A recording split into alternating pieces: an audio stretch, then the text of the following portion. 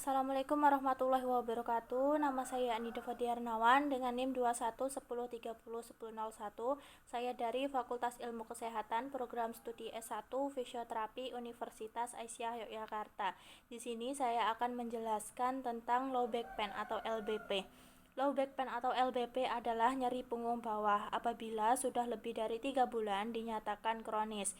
Penyakit nyeri punggung bawah kronis atau CLBP ini telah dikaitkan dengan perubahan neurokimia, struktural, dan kortikal fungsional dari otak, daerah termasuk korteks somatosensoris.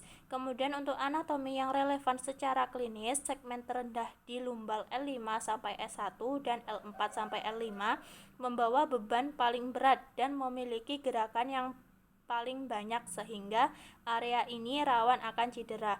Kemudian untuk beberapa kondisi punggung bawah dapat menekan akar saraf sehingga menghasilkan rasa nyeri atau sakit yang menjalar hingga ke ekstremitas bawah dikenal sebagai radiokulopati.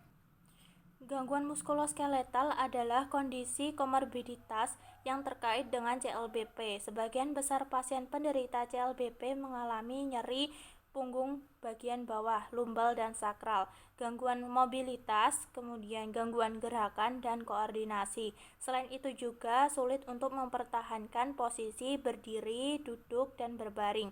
Kemudian ada prosedur diagnostik. Diagnosis spesifik dirumuskan berdasarkan pemeriksaan dan hasil klinis dari Musculoskeletal Pain Screening Questionnaire atau PICK-UP, kemudian Magnetic Resonance Imaging atau MRI, kemudian ada Computed Tomography atau CT scan. Contohnya seperti penyakit radiokulopati, kemudian diskopati, dan lain-lain.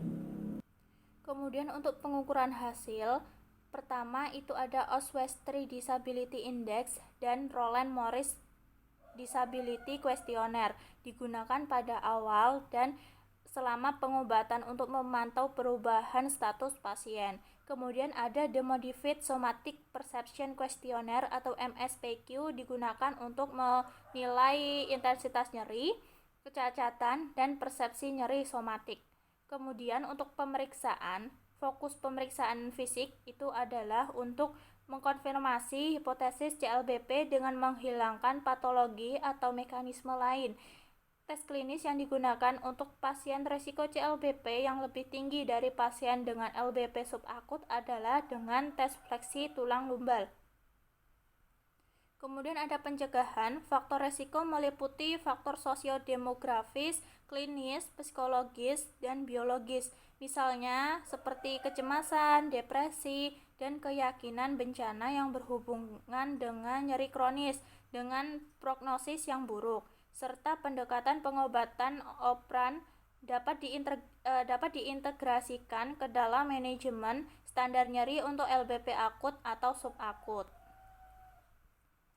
Kemudian ada manajemen medis. Yang pertama ada farmakologi. Jika intervensi non-farmakologi tidak berhasil, pengobatan hanya boleh diresepkan pada dosis terendah saja.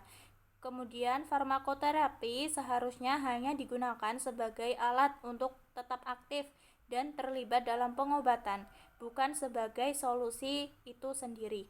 Kemudian nomor 2 itu ada acetaminophen atau paracetamol, adalah obat antiseptik dan analgesik tanpa sifat antiinflamasi. Resiko hepatotoksisitas adalah komplikasi utama. Kemudian nomor 3 itu ada NSAIDs atau obat antiinflamasi non-steroid, adalah obat pereda nyeri dan antiinflamasi yang menghambat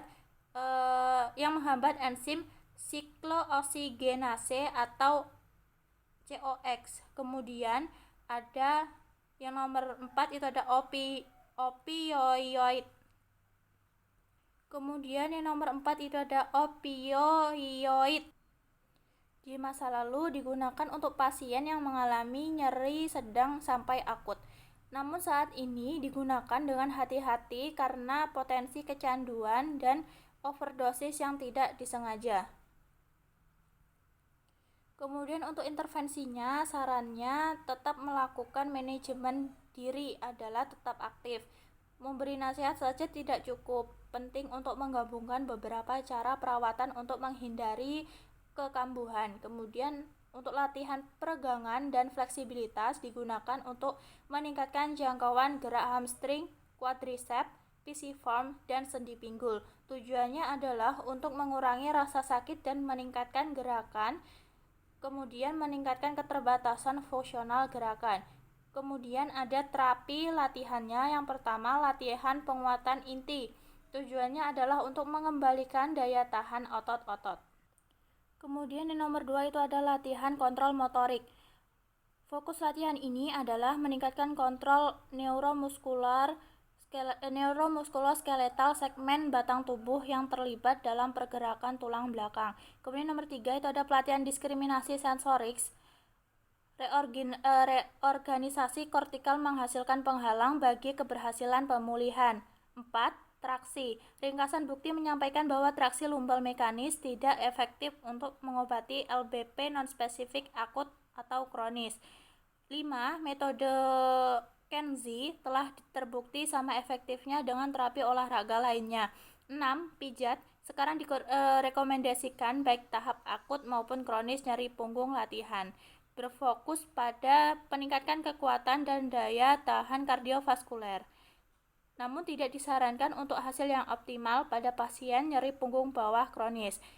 Yang nomor 7 itu ada akupuntur, tidak lagi didukung oleh pedoman manapun, namun didukung oleh pedoman Amerika bahwa perbaikan gejala nyeri kecil. Kemudian nomor 8 itu ada pilates. Tidak ada bukti yang konsisten dalam mengurangi rasa sakit dan kecacatan pada orang dengan CLBP. Dengan kurangnya informasi masih ditindaklanjuti lebih lanjut. Kemudian yang terakhir itu ada yoga. Yoga memiliki dampak positif pada rasa sakit dan fungsi pada pasien dengan CLBP. Ditemukan beberapa perbedaan yang signifikan secara statistik dibandingkan dengan intervensi minimal. Namun, hasil yang dibandingkan dengan olahraga dan fisioterapis biasa tidak konsisten. Yoga itu harus dianggap sebagai tambahan untuk fisioterapis biasa sampai penelitian lebih lanjut dengan kualitas yang lebih tinggi telah ditemukan. Sekian dari saya, kurang lebihnya mohon maaf. Wabillahi taufiq wal hidayah. Wassalamualaikum warahmatullahi wabarakatuh.